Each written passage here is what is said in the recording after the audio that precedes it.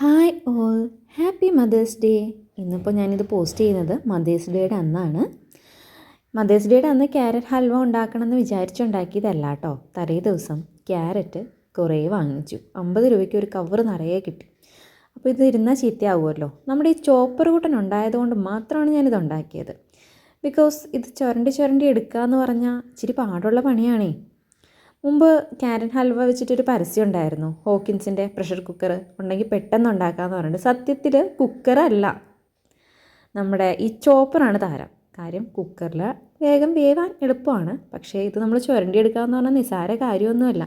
ഞാനിതെല്ലാം ചുരണ്ടിയല്ല ചോപ്പറിലിട്ടിട്ട് കുക്കറിലിട്ടു. ആ ചോപ്പറിൻ്റെ പാത്രത്തിൽ തന്നെ പാലൊഴിച്ചു. വീഡിയോ എടുക്കണതിൻ്റെ തിരക്കിലേ പാലിച്ചിരി ഒഴിച്ചത് കൂടിപ്പോയി. സാരമില്ല, കുറച്ച് ഇളക്കി മെനക്കെടന്നേ ഉള്ളൂ, കുഴപ്പമില്ല. അപ്പോൾ ഒരു പാൻ അടുപ്പത്ത് വെച്ചിട്ട് ആദ്യം നമ്മുടെ കുറച്ച് കാഷ്യൂനട്ടൊക്കെ ഒന്ന് ചെറുതായിട്ട് വറുത്ത് കോരി മാറ്റി വെച്ചു. അപ്പോൾ ഇന്ന് മദേഴ്സ് ഡേ ആണ്. ഓൾ സ്വീറ്റ് മംസ് എന്ന് പറഞ്ഞാൽ അതിത്തിരി തെറ്റായിപ്പോവും. ബിക്കോസ് നമ്മൾ സ്വീറ്റ് ആവണമെന്ന് വിചാരിച്ചാലും ആസ് എ മദർ സ്വീറ്റ് ആവാൻ ഇച്ചിരി ബുദ്ധിമുട്ടാണ് അല്ലേ. അത് നമ്മൾ ഒരിക്കലും മനഃപൂർവ്വം എന്ന് വെച്ചിട്ട് ചെയ്യണമല്ല. കുട്ടികളുടെ നല്ലതിന് അങ്ങനെയല്ല. നമ്മുടേതായിട്ടുള്ള ടെൻഷൻ കാര്യങ്ങൾ, പിന്നെ കുട്ടികൾ നന്നാവണം, കുട്ടികൾ പഠിക്കണം എന്നുള്ള ആ ഒരു ടെൻഷനൊക്കെ കൊണ്ട് നമ്മൾ പിള്ളേരോട് കുറച്ച് ഇതൊക്കെ ആയിട്ടൊക്കെ ഒന്ന് പെരുമാറും.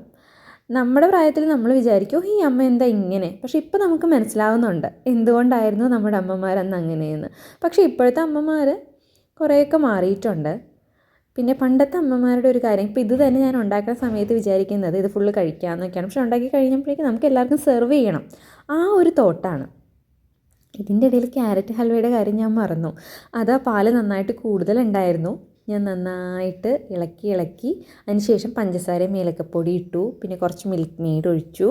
എന്നിട്ട് ഇങ്ങനെ ഇളക്കിക്കൊണ്ടിരിക്കും കേട്ടോ. നെയ്യും കൂടെ ഒഴിച്ചു കേട്ടോ. അപ്പോൾ നമ്മുടെ ഹൽവ അടിപൊളിയായിട്ടുണ്ട്. ഇതിൻ്റെ ഇടയിൽ ഞാനൊരു കാര്യം ശ്രദ്ധിച്ചത്, ഞാൻ സാധാരണ വീഡിയോ എടുക്കുമ്പോൾ ഈ ഒരു ലൈറ്റ് ഒരു ഇതുണ്ട്, അത് ഓണാക്കാറില്ല. ഇത് ഓണാക്കി കഴിഞ്ഞപ്പോൾ ഇത് അടിപൊളി കളറ്. നേരത്തെ ഒരു ലൈറ്റ് മഞ്ഞ കളർ പോലെയായിരുന്നു. അപ്പോൾ നമ്മുടെ വിഷയത്തിലോട്ട് വരാം. ഇപ്പോഴത്തെ അമ്മമാർ സ്വന്തം കാര്യങ്ങളൊക്കെ കുറച്ചുകൂടെ നോക്കും. പണ്ട് എല്ലാവർക്കും കൊടുക്കണം, അച്ഛനും അമ്മനെയും നോക്കണം, മക്കളെ നോക്കണം, ഭർത്താവിനെ നോക്കണം, ആ ഒരു തോട്ട് മാത്രമായിരുന്നു. ഇപ്പോൾ അതിൽ നിന്നൊക്കെ മാറിയിട്ടുണ്ട്. അപ്പോൾ നമ്മൾ നമ്മുടെ കാര്യങ്ങളും കൂടെ നോക്കി തുടങ്ങി. അത് ഒരു നല്ല കാര്യമാണ്. അത് നമ്മുടെ സമൂഹത്തിൽ കുറേ മാറ്റങ്ങളും വരുത്തുന്നുണ്ട്. കാര്യം ജോലിക്ക് പോകാൻ തുടങ്ങി, എല്ലാവരും ഓരോരോ പൊസിഷനുകളിൽ എത്തിത്തുടങ്ങി, പുരുഷന്മാരെക്കാൾ ഒരുപടി മുകളിൽ അല്ലേ. ഞാൻ പറയുന്നതിൽ എന്തെങ്കിലും തെറ്റുണ്ടെങ്കിൽ ആരും ഒന്നും വിചാരിക്കേണ്ടത് എൻ്റേതായിട്ടുള്ള തോട്ടുകളാണ് കേട്ടോ. അത് മാറ്റം എന്തായാലും മാറണം. നമ്മൾ അടുക്കളയിൽ മാത്രം ഒതുങ്ങിയാൽ പോരല്ലോ. എനിവേ, എൻ്റെ ക്യാരറ്റ് ഹൽവ ശരിയായിട്ടുണ്ട്. ഇത് കണ്ടിട്ടുണ്ടല്ലോ കുത്തിയായിട്ട് പോയി. എനിക്ക് ഏറ്റവും ഇഷ്ടപ്പെട്ടുള്ളൊരു ഡെസേർട്ടാണിത്. പുറത്തൊക്കെ പോകുമ്പോൾ കഴിക്കാൻ ഭയങ്കര ഇഷ്ടമാണ്. വീട്ടിലുണ്ടാക്കൽ ഈ പറഞ്ഞ പോലെ ക്യാരറ്റ് അരിയുന്ന ആ ഒരു പ്രശ്നം മാത്രമാണ് എനിക്ക് ഇഷ്ടമില്ലാത്തത്. അതല്ലാതെ നോക്കിക്കഴിഞ്ഞാൽ ഇത് എളുപ്പമാണ് ഉണ്ടാക്കാനായിട്ട്. ഞാൻ റെസിപ്പി ഒന്നും നോക്കി ഉണ്ടാക്കിയതല്ല, ഓൺ റെസിപ്പിയാണ്. എന്ന് വെച്ചാൽ മുമ്പ് ഉണ്ടാക്കിയിട്ടുണ്ട് ആ ഒരു ഇത് വെച്ചിട്ട്. സാധാരണ ഞാൻ എന്തെങ്കിലും പുതിയതൊക്കെ ഉണ്ടാക്കുമ്പോൾ വീഡിയോ ഒക്കെ നോക്കാറുണ്ട്. പക്ഷെ നോക്കിയില്ല. പിന്നെ ലാസ്റ്റ് ആയപ്പോൾ ഒരു ഐഡിയ വന്നു.